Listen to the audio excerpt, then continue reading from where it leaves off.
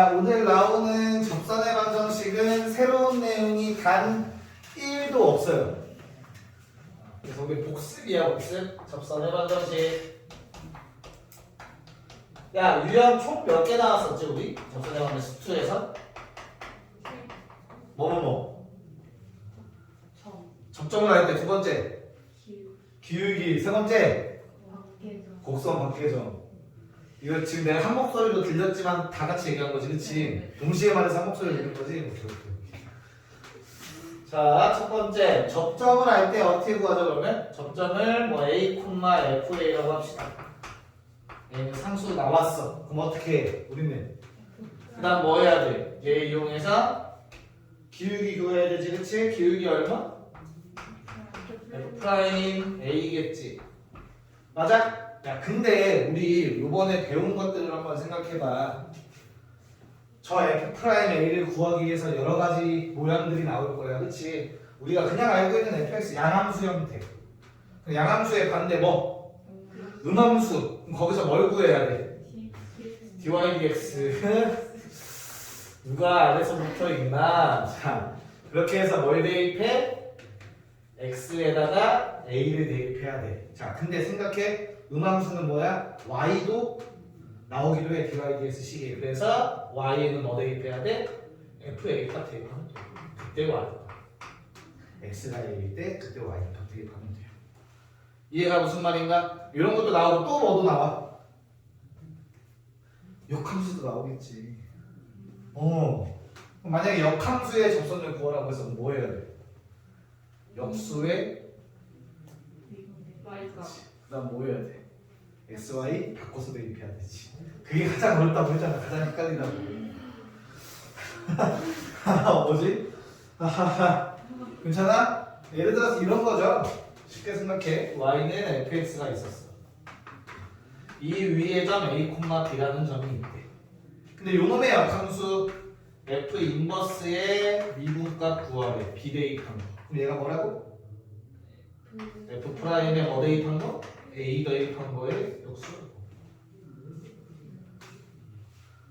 이게 역함수의 미분계수였지. 이런 방법들을 이용해서 뭘 구해라? 접선의 기울기를 구해라. 에요. 괜찮아? 알겠어? 방금 똑같이 얘기해서 두 번째는 뭐? 그럼 이제 요번에 뭘 줬어? 요번에 기울기 m을 줬어. 그럼 식을 어떻게 쓸래요? 뭐부터 하는 거지, 접선 항상? 접점 뭐라고 줬지? 우리 항상 많이 쓰던 문자 t, ft라고 쓰겠지, 그치 뭐. 맞아요? 그런 다음에 뭐 합니까? f't가 얼마다? m이다. 맞아? 그렇게 해서 접선의 방정식 세우는 거였어. 맞나요? 자, 근데 여기에는 한 가지가 더 있어요. 이 똑같은 방식으로 3번, 세 번째 거 하잖아, 그치? 맞아요? 외부점. 이때도 당연히 첫 번째 뭐부터예요? 난 접점을 잡지. 그 다음 뭐예요? F'T라고 기울기도 문자로 나오지. 그래서 이거 가지고 식 세워서 뭐해 마지막에? 점 대입하지. 점을 대입하는 순간 더 이상 함수가 아니라 뭐가 돼? t에 관한 방정식이 되지. 맞아? 그럼 그 t에 관한 방정식에서 나오는 t의 개수가 바로 뭐야? 접점의 개수니까 외부에서 그을 수 있는 접점의 개수, 즉 접선의 개수가 됐던 거지. 기억나요? 그럼 결국에 그거밖에 없어. 지금 할 거 우리. 새로운 내용이 하나도 없어. 1도 없어. 진짜로 하나도 없어. 단 함수식만 바뀌었고 미분하는 방법만 바뀐 것뿐이야. 알겠어? 접선은 새로운 게 없고 뒤에 가서 증가함수랑 극대函수 할 때는 내용이 조금 추가가 돼요. 이계도함수를 이용해서. 그거에 대해 그걸로 해석하는 걸 알려줄 건데 접선은 진짜 이게 끝입니다. 됐죠? 더 이상 설명 안 해도 되지? 그건 수투에 갔던 거니까. 진짜 빨리 끝내고 싶은 거 같지 않아? 그래서 문제가 증가함수, 극대函수. 자, 우선은 함수의 증가함수부터 해볼게요. 함수의 증가함수. 야, y는 fx라는 놈이 미분 가능한 함수일 때 증가하고 있다를 보이려면 뭘 보여야 하는가?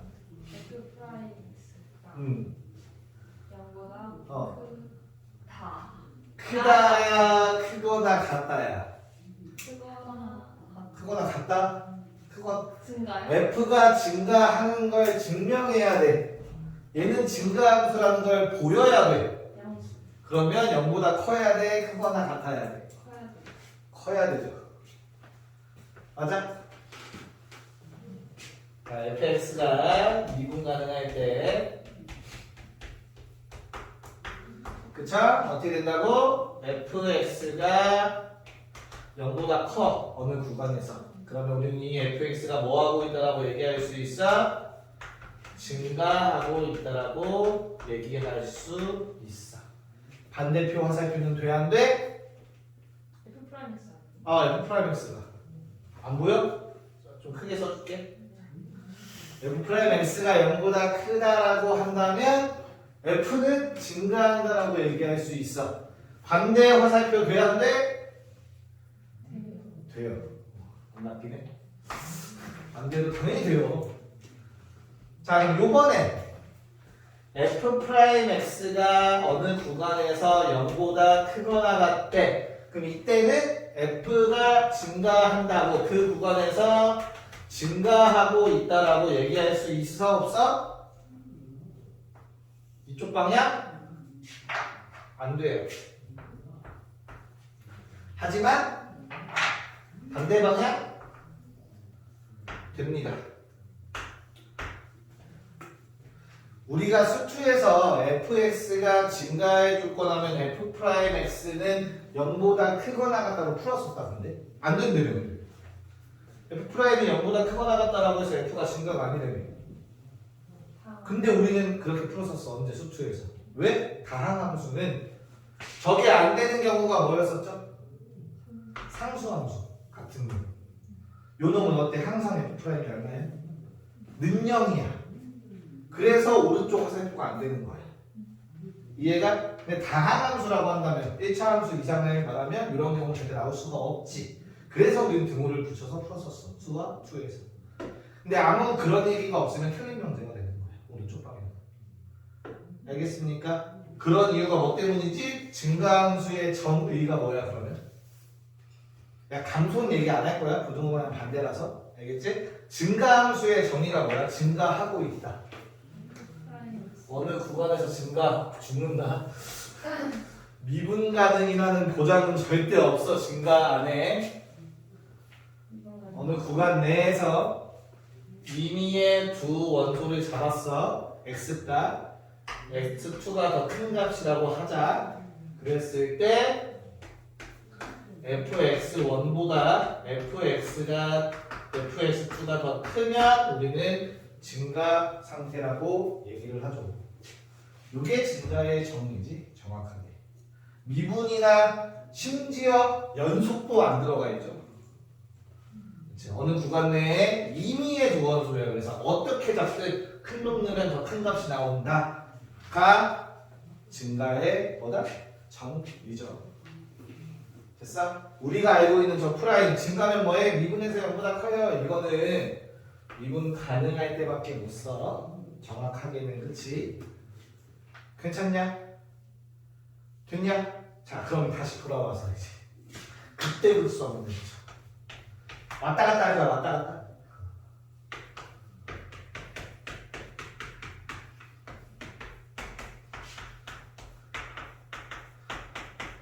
자, 얘도 마찬가지로 그때만 합시다. 알겠죠? 숫자가 똑같아서 그래.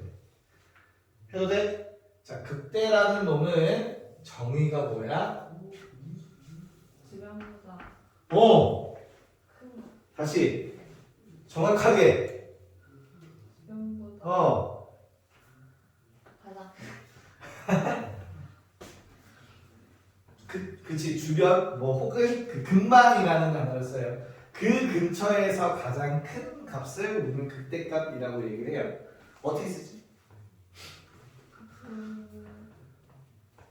fx가 극대래. 뭐 fa가 극대. 이거의 정의는 어떻게 쓸 수 있을까 우리? F 프라임. A가 포함된 어떤 열린 구간이 있겠지, 그렇지? 맞아? 그럼 이 열린 구간에 들어있는 이건 안 써도 돼. 말로만 기억해요. 이거 정의를 이렇게 쓰는 거는 니네한테 나오진 않아. 그 구간에 포함되는 임의의 x값에 대해서 뭐 하면 된다? fa 값이 항상 크거나 같은 거. 저 모든 x의 값에 대해서. 이게 그때의 정의였어요. 여기 왜 이 표현은 사실 여러 가지로 가능해서 뭐 a 빼기 엡실론, a 플러스 엡실론 이렇게도 많이 쓰거든. 그 소리가 뭔지 모르겠으면 넘어가 괜찮아. 그게 중요하지 않아. 그 기호는. 근데 그 근방에서 가장 큰 값이라는 뜻이지. FA가 그때라는 거. FA가 그 근처 값들보다 항상 크거나 같다. 라는 뜻이에요. 괜찮냐 여기까지? 자 그러면 fx가 미분 가능할 때 우리는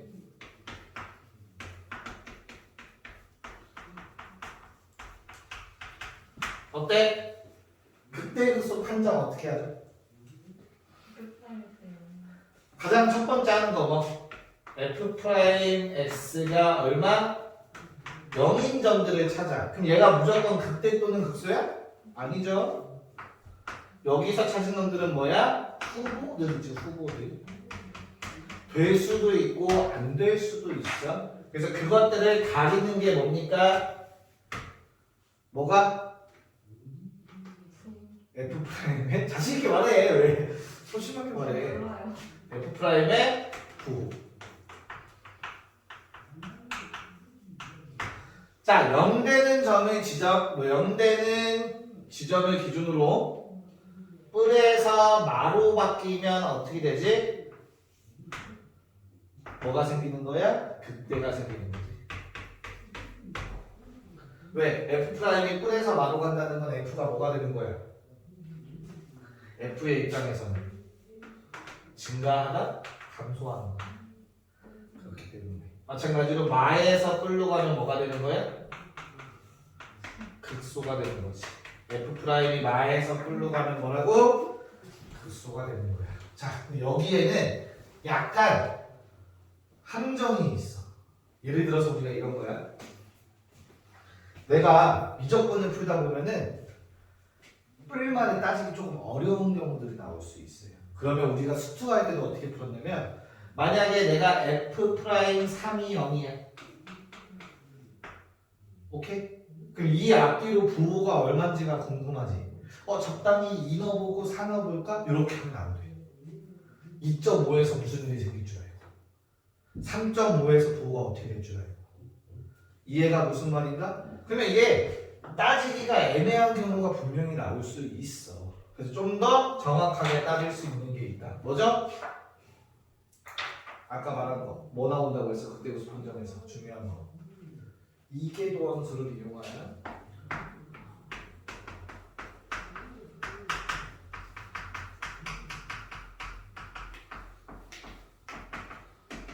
이계도 함수를 이용한 그때 우수 판정.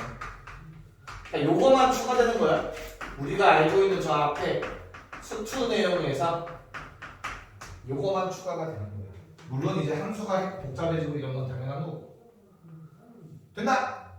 자, 그러면 이게 도함수를 이용한 극대극소 판정법을 어떻게 하냐면 첫 번째 똑같아. 미분에서 0 되는 거 찾자. 그 값이 A라고 가정할게요. 됐나요? 괜찮냐? 자, 이 상황에서 두 번째 세 가지로 나눌 거야. f 프라임, f 더블 프라임 a가 양수면 극소예요. 설명해 줄 거야 쓰고. f 더블 프라임 a가 0보다 작으면 극대예요. 됐어? 이렇게 두 가지만 합시다. 변곡점은 뒤에서 따로 할게요. 뒤에는 또 변곡점을 설명해야 돼서 능력될 때. 그럼 뒤에서 그래프를 딸게. 됐나? 자, 왜 그런지 볼게. 왜 그런지 봐봐. 잘 생각해 봐봐. f 더블 프라임은 누구의 도함수야? F 프라임의 도함수지. 한 번 더 미분한 거니까. 그렇다면 F 더블 프라임의 부호는 뭐를 결정하는 게? F의 F 프라임의 증가함수. 그렇지. 왜? F 프라임의 부호가 F의 증가함수 결정하는 거잖아. 얘들도 관계는 똑같아. 도함수니까. 여기까지 괜찮니? 자, 이러면 이해가 쉬워질 거예요. 왜? 봐봐. F 프라임 A가 0이래. F 프라임 A의 값이 0이 돼야 그치? 근데 그 순간 F2 프라임 A가 양수라는 거는 F 프라임 A, F 프라임은 뭐 하고 있다고? 증가하고 있지. 야, F 프라임이 이 순간 증가하고 있는데 0이래. 그럼 그 전에 얼마였겠어? 음수였겠지. 그 다음 뭐가 되겠어? 양수가 되겠지. 그럼 뭐야? 감소하다 증가했어? 극소. 알겠어? 무슨 말인가? 다시 얘는 뭐야? F2 프라임이 음수라는 건 F 프라임은 감소하고 있다는 뜻이잖아. 0인데 감소하고 있어? 큰 값에서 작은 값으로 감소했겠지. 그러니까 당연히 뭐야? 극대가 만들어진다. 이 관계를 같이 생각해서 외워줘. 얘는 얘에서 끝나면 안 돼. 왜 그런지까지. 그래야 안 까먹어. 헷갈려. 당연히. 이해가요? 그 F 프라임 저 0이 F 프라임 A의 네, 요놈의 값인 거고. 근데 그 순간에 뭐 하고 있으면 증가하고 있대. 딱 이 점에서 증가하고 있는 상태야. 그럼 뭐 마에서 뿔로 증가하고 있겠지. 저것까지만 같이 제대로 외워주신다면야 가능하겠죠. 나중에 뒤에 가서 한 번 더 연결시킬 내용이 나올 거야. 잘 봐봐. F2 프라임이 지금 양수일 때 뭐 갖는다고 했어? 극소 같지. 이제 극소랑 연결되면서 극소 가지면 함수 그래프 어떻게 생겨? 이렇게 생기지. 아래로 블록이랑 또 연결이 돼. 뒤에 와서 한 번 또 다시 내가 연결시켜줄 거야. 그래프 가서 2 프라임이 0보다 작으면 극대를 가잖아. 극대가 누구면 위볼이잖아.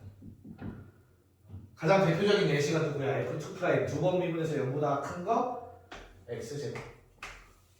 한 번 미분하면 얼마야? 2. 한 번 더 미분하면 2. 항상 양수지. 그래서 뭐해? 아래로 볼록하고 극소값에 낮잖아. 아니 내가 예시로 외우라고 해버려. 헷갈려. 이해가 무슨 말인가? 쌤 그 반대는 뭐예요? 마이너스 x제곱. 두 번 미분하면 얼마야? 마이너스 2. 그러면 F2 프라임이 얼마나 돼? 0보다 작아. 얘는 무슨 값을 가져? 극대 값을 갖게 돼. 그래서 뭐가 돼? 위로 볼록해. 헷갈리면은 이렇게 예시 두 개지 기억해서 외워주시면 그때 떠올리세요. 그러면 저는 자연스럽게 외워져요. 너무 억지로 외우려고 하지 마시고. 됐어? 괜찮아? 야, 여기서 조심할 건 하나 있다. 야, F2 프라임이 0보다 크다라고 해서 항상 극소를 갖는 건 아니야. 요게 보장되어 있을 때야. 알겠죠?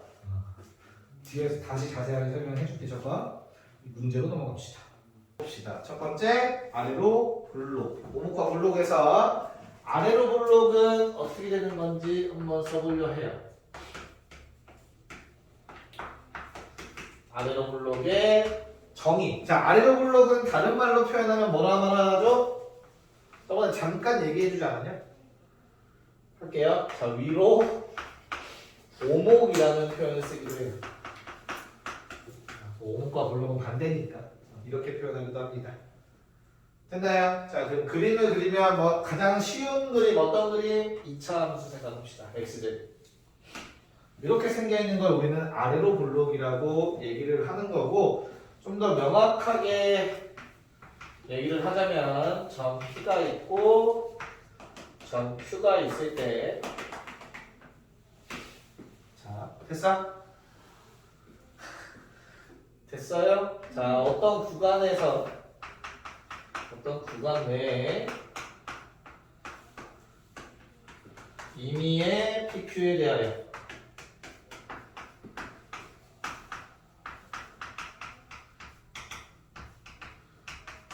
자, 곡선 부분이 함수의 곡선 부분이 직선 PQ보다 아래에 있습니다. 우리는 아래로 블록이라고 얘기를 하는 거예요. 이 말이 엄청나게 뭐 어렵게 느껴질 수도 있는데 처음에 그냥 이 그림인 거야, 그림. 곡선의 모양이 PQ보다 아래쪽에 위치해 있으면 어떻게 한다고? 아래로 블록이라고 얘기를 할 거예요. 됐나? 자, 이 아래로 블록을 나타내는 걸 한 4가지 정도를 볼 거야.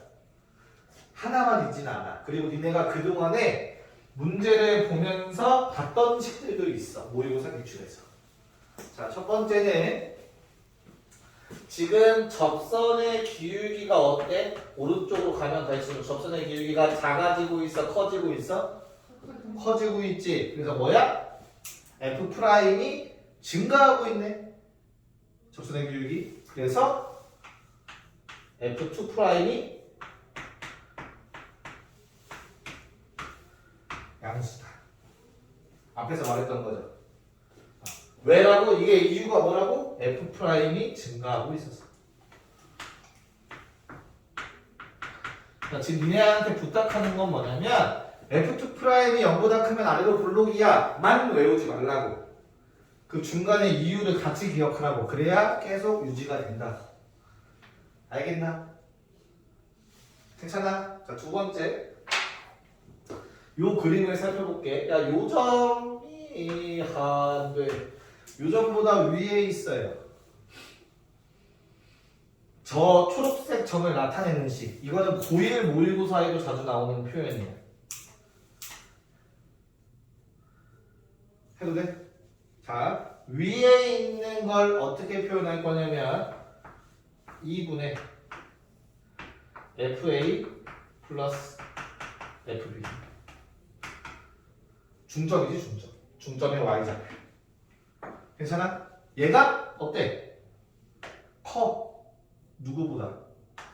F에다가 2분의 A 플러스 B를 집어넣었을 때 이게 아래 점을 나타내는 거지. 지금 무슨 말이야 지금 이거? 이 X좌표가 뭐라고? 2분의 A 플러스 B. 중점. 직선 위의 중점이 어때? 곡선 위의 중점보다 위에 존재하죠. 이런 식으로 표현되기도 해요. 얘는 자주 나오는 표현이에요. 언제? 수 1에서도.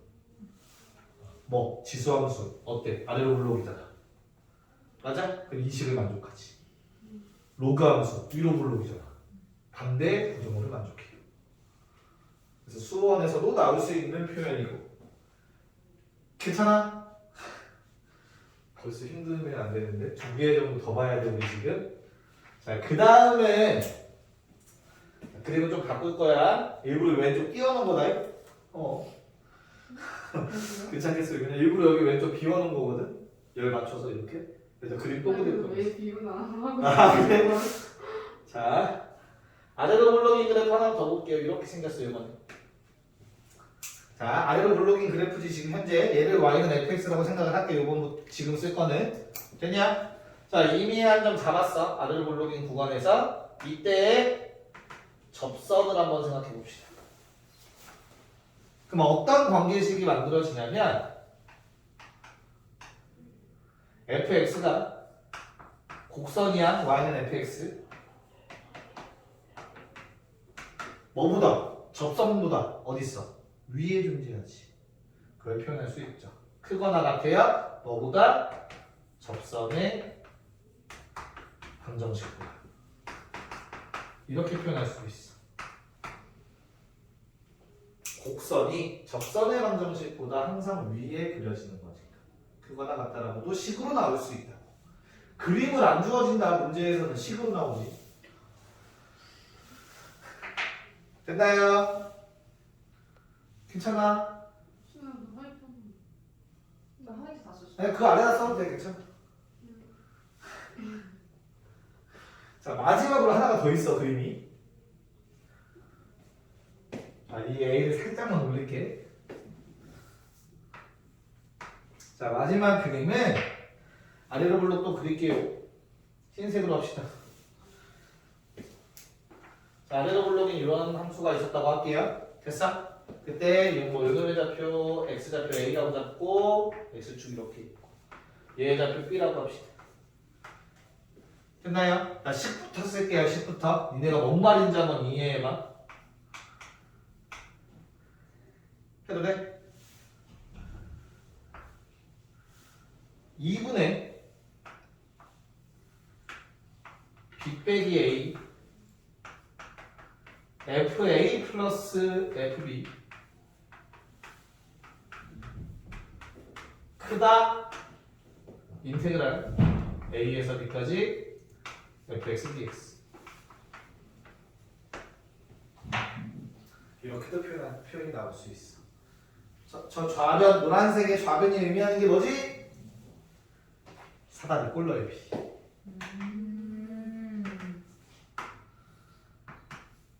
사다리 꼴러의 비가 정적 동각보다 크면 아래로 모릅니다. 좀 근데 저기요. 네. 핑크 색깔 네. 위에 FX가 아니라 FA 아니에요? 아 이거 X로 보여? 아, 미안해. A라고 썼는데 잘 안 보였나 봐. 자, 넘어가. 땡큐. 자, 위로 볼록이 있겠지.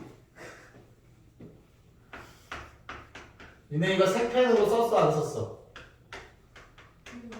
지금 저 필기한 거 내가 색깔 때 일부러 다 다르게 썼잖아, 그치? 색깔 니네 4가지 색까지는 없었으려나? 나는 원래 한 8가지 색 들고 다녔거든, 학교 다닐 때. 왜? 쌤은 중학교, 고등학교 6년 동안 노트 필기는 항상 만점이었어. 수행평가에 들어갔으니까. 또라이였지, 또라이. 남중남고에서 색펜 8개씩 들고 다니는 또라이. 웃겨? 그럴 수 있지. 자, 요 놈은 당연히 뭐겠어. 저 왼쪽 거랑 비교했을 때. 얘는 그냥 그림 개형만 그릴게요. 그래서 또 뭐 하겠어? 한번 쓸까? 써야 되나? 반대로만 말하면 돼. 어떤 에서 위에 있을 때를 말하겠지. 맨 뒤에만 바꾸면 돼. 위에 있을 때. 알겠죠?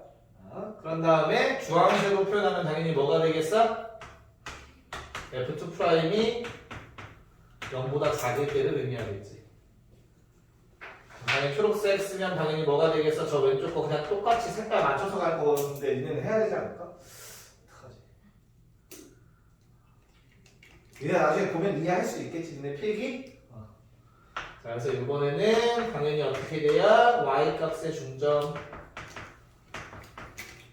보다 함수값이 더 위에 좀 돼요. 위로 블록할 때. 저기 나와 있는 거 부등호 방향 다 반대로 쓰면 돼요. 알겠습니까? 그래서 이번에도 부등호 방향 반대로.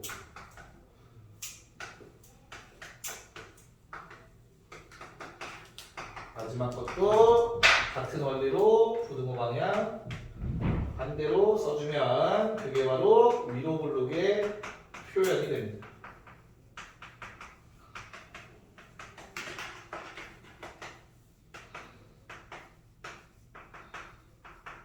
여기까지가 볼록성에 적어줄 내용이었어요.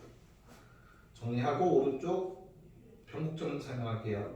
자, 그런 다음에 우리 옆에 드디어 나온다. 변곡점이 무엇인가?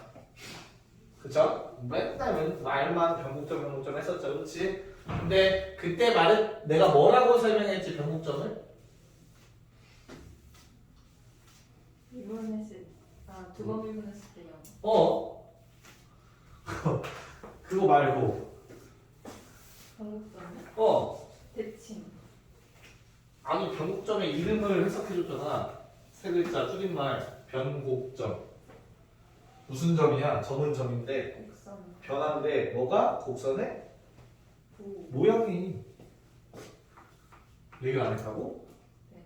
내가 예전 영상 찾아서 읽기만 해봐. 자, 변곡점은 뭐라고 그래서? 곡선의 모양이 변하는 점이에요. 그것도 어떤 모양이냐면 당연히 앞에서 볼록성 배우잖아요. 볼록성이 변하는 점이. 한마디로 어떤가? 위로 볼록하던 게 아래로 볼록으로 바뀌든가 아래로 볼록하던 게 위로 볼록으로 바뀌는 점을 우리 변곡점이라고 부르고요. 자, 그러면 이 변곡점은 어떻게 찾을 수 있어? F2 프라임이 0이요 라고 하면 안 돼. F2 프라임의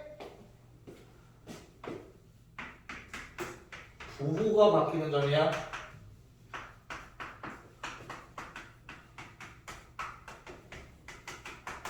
나 뭐랑 비슷하냐? 뭐의 정의랑 비슷해? 정의, 극대극소, 극값. 극값은 뭐였죠? F2 프라임, F 프라임의 부호가 바뀔 때 F의 극값이 생겼어, 그렇지? 그럼 봐봐, F2 프라임의 부호가 바뀌는 점이라며. 그럼 뭐야? F 프라임의 극값 들이겠지? 정확하게 극대극소가 맞는 표현일 거예요.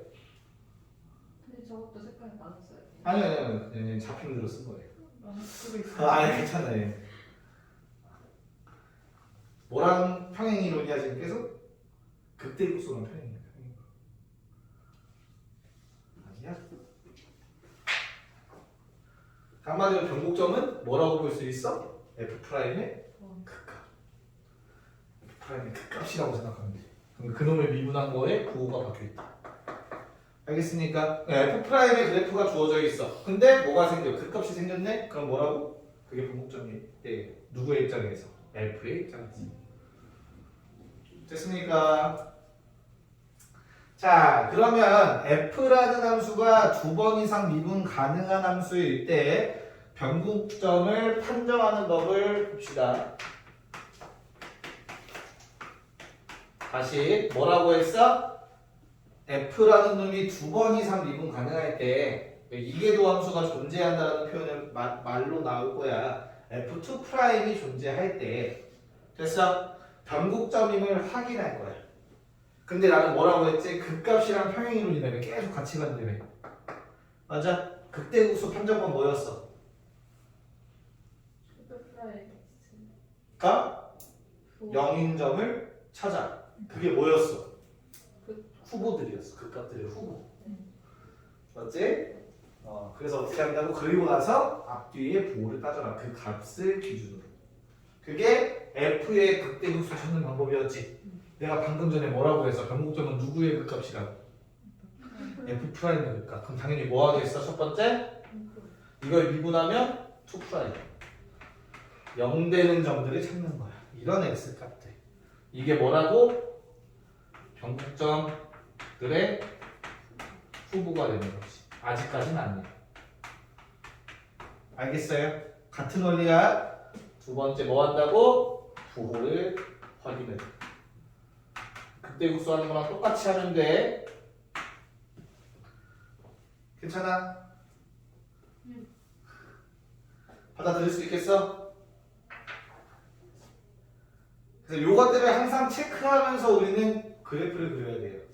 왜냐면 예전에는 그냥 3차 함수 오케이 무조건 이렇게 그려진단 말이야. 변곡점에서 아래로 볼록에서 위로 볼록. 지금부터는 어때? 우리가 그리는 함수들이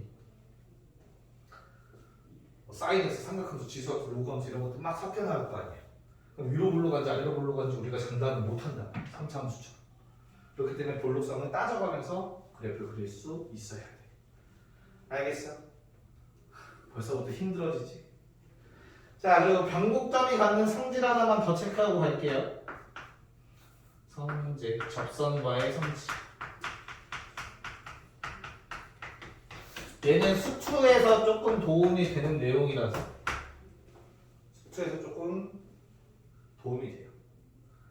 자, 변곡점이 여러 개일 수도 있겠죠, 당연히. 맞아? 근데 변곡점 하나만 포함하는 범위에서의 함수를 그려볼 거야. 대표적으로 3차 함수. 얘는 변곡점이 몇 개 있어? 한 개 존재해. 심지어 그 점에 대해서 어떻게 돼? 3차 함수는 점대칭이지.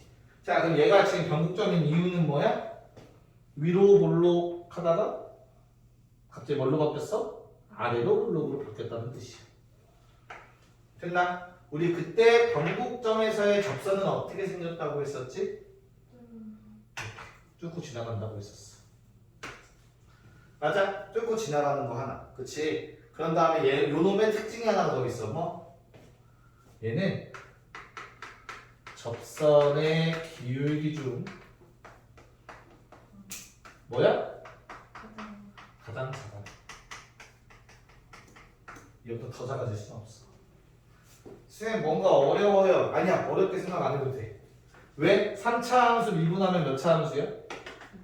2차 함수. 이렇게 생겼어. 그 미분한 놈의 뭐였어? 미분한 놈의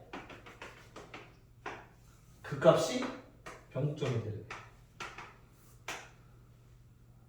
미분한 놈의 최소값이 이 놈이었지. 접선의 기울기. 당연한 거야, 당연한 거. 괜찮아요?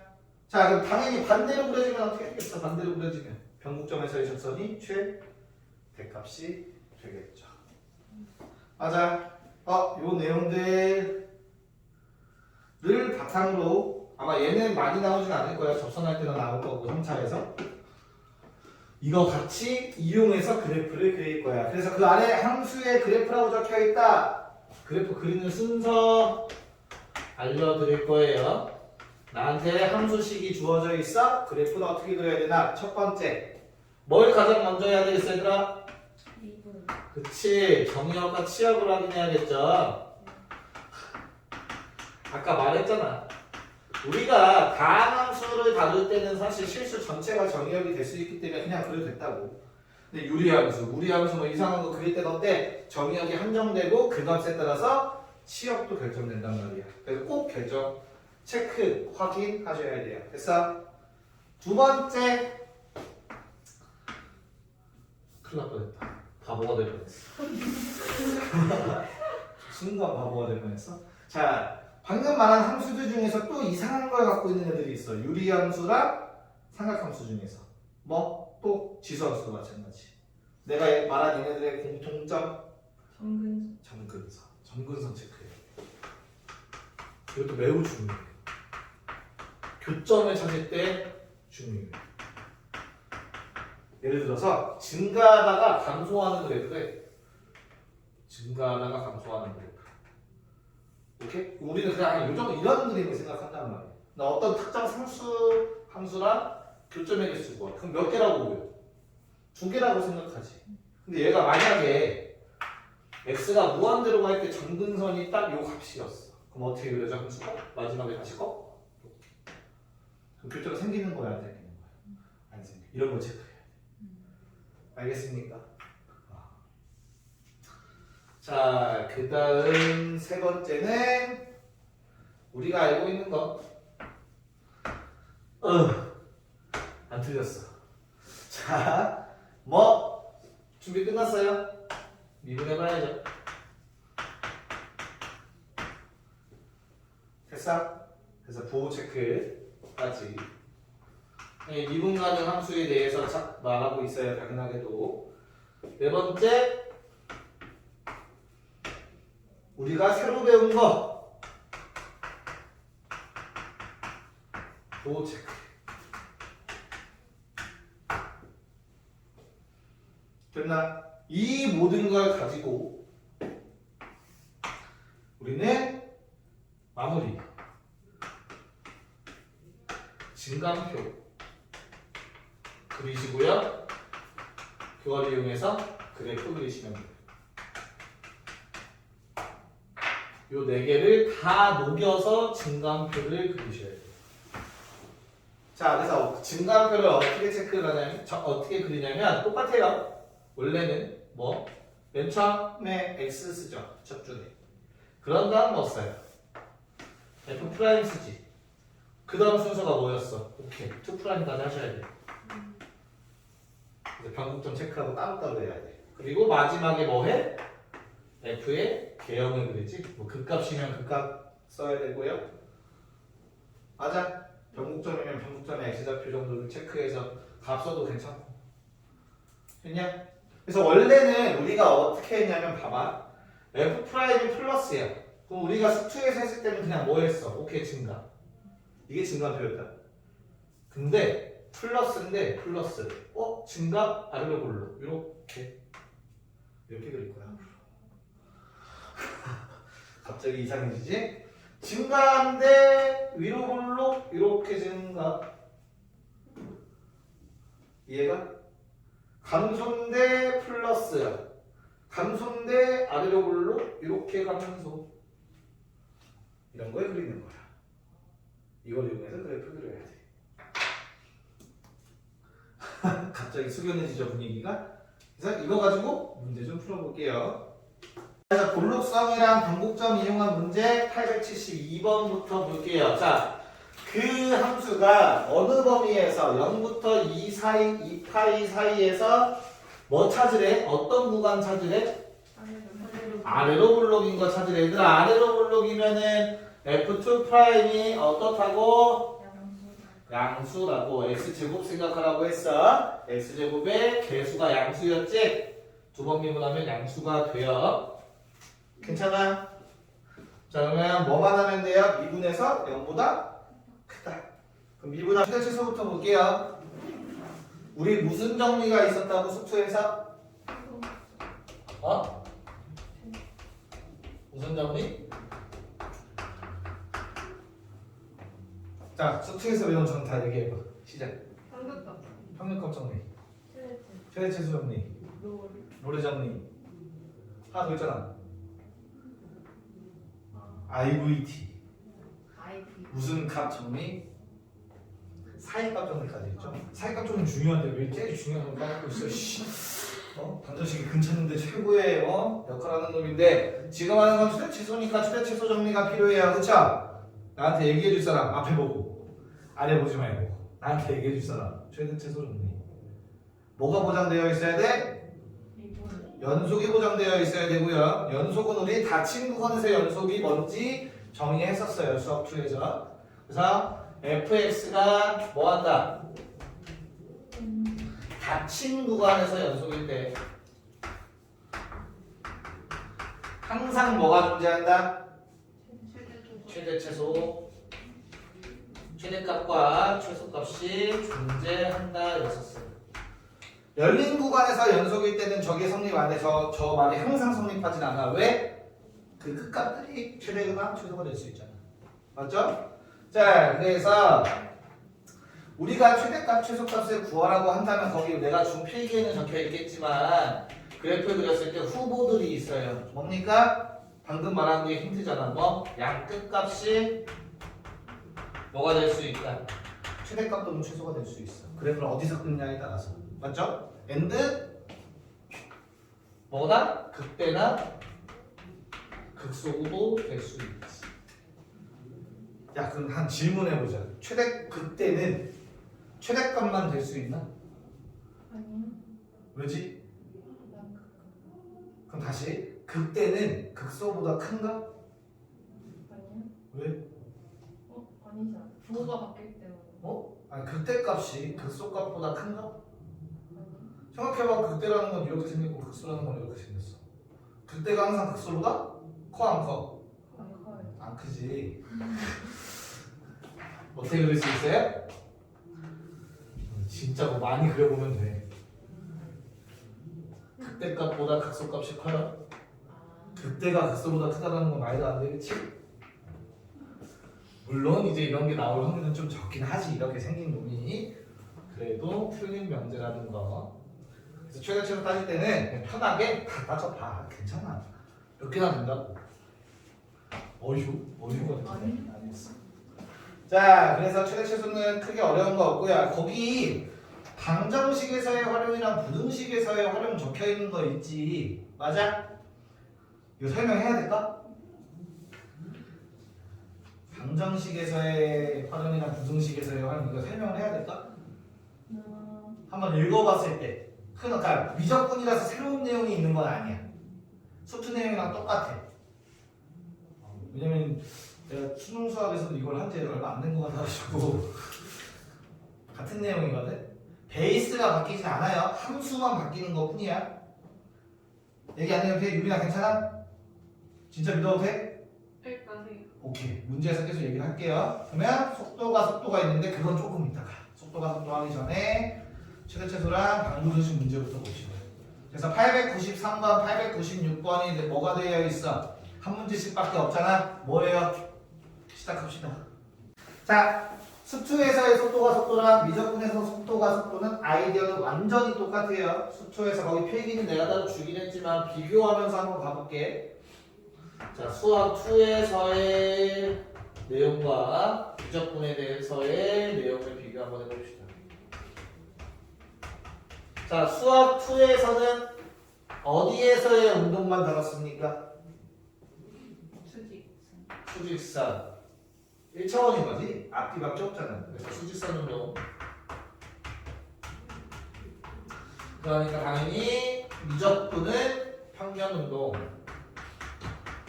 넘어오죠. 됐어요? 자, 그런 다음에 수직선은 그럼 방향이 몇 개인 거야? 두 개. 뭐라고 뭐? 그래서 표현을 어떻게 했어? 그냥 뿔마로만 했어. 앞뒤로. 됐어? 얘는 어때? 평면 운동은 방향이 몇 개야 이제? 네 개지, 네 개.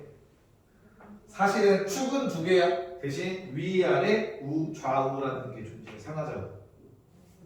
됐어? 그걸 어떻게 표현하겠어? 두 개로 하기엔 부족하잖아, 그렇지? 그래서 X축 방향으로 뿔마 그리고 Y축 방향으로 뿔마를 표현을 해야 돼 이제부터. 됐어요? 그래서 X 성분 따로 Y 성분 따로 해야 돼. 심지어 공간에서의 운동은 Z 성분이 존재해요. 그래서 그게 바로 공간 벡터라고 교육과정에서 빠진 내용이에요. 어디 어렵다고 해서 기하에서 빠졌어, 공간 벡터 내용이. 됐나? 그럼 표현할 때도 우리가 수직선 운동은 뭐만 표현했으면 됐어? X T만 표현했으면 됐어. 위치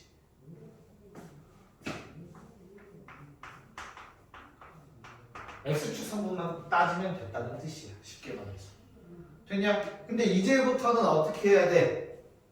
Y축도 표현을 해야 된다며, 그치? 그래서 우리는 위치를 X축 성분과 Y축 성분으로 표현을 할 거고, 그거는 물리에서처럼 벡터로 표현을 한다는 뜻이에요. 얘를 위치에 관한 벡터지, 뭐 위치 벡터라는 말이 겹치긴 하는데 위치 벡터라고 얘기할 수 있어요. 위치 벡터.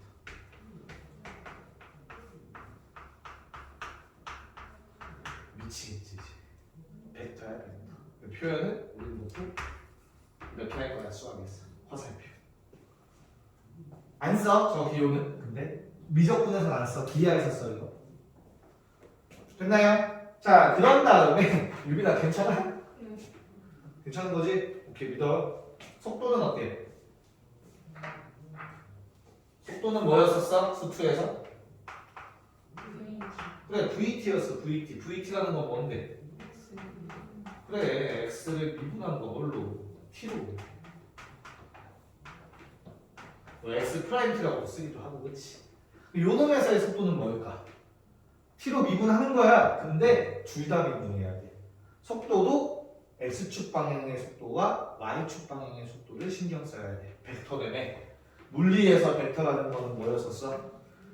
크기도 있지만 방향도 있었던 놈이지. 방향도 분명히 따져줘야 돼. 물리 2에서 배우는 역학은 요 내용이야. 그래서. 자, 그럼 어떻게 됩니까? 이거 미분하시면 표현할 때 다음과 같이 표현합니다. X의 방향 속도, Y의 방향 속도, 이런 식으로 표현할 수 있죠. 얘가 의미하는 건 당연히 그냥 저 위에 있던 위치에 관해서 미분한 거죠. 이렇게 쓰면 되는 거야, 쉽게 말해서. 됐나? 이 표현을 통틀어서 우리는 V 벡터 이렇게 쓰기까지 해요, 실제로. 괜찮아? 비교하면서 가고 있어. 두 방향으로 늘어났기 때문에 표현해 주는 것 뿐이야. 쉽게 생각해. 이거랑 똑같은 거야. 니네 수직선에서 위치 표현할 때 어떻게 해서 점의 위치 표현할 때 A라는 점은 1이야. 이런 식으로 표현하는 거잖아. 옆에다 1 써서 이렇게. 그치? 우리 좌표 평면에서 표현할 때 뭐라고 했어? A라는 점은 1,2야. 하나 늘려서 표현했지. 그랑 똑같은 거야. 수직선에서 나타낼 때랑 좌표평면에서 나타낼 때. 그런 표현이랑 같은 표현. 통일시킨 거. 됐나요? 자, 그럼 이제 속도가 나왔으면 가속도 강전을 하나 들러야지 뭐? 속력. 수직선에서 크기는 그냥 부호 뺀 거. 됐나? 속력. 절대값 V 벡터. 자, 이건 약속이야. 벡터의 크기라는 거는 이렇게 썼어야겠다. 벡터의 크기라는 거는 x 성분, y 성분, 요 길이를 의미해요. 우리 힘의 물리에 있어서 자꾸 물리에서 미안해. 이렇게 물체가 있을 때, 그치? 얘를 어떻게 하지? 이렇게 끌고 가잖아, 사람이. 그럼 어떤 힘이 작용하나요?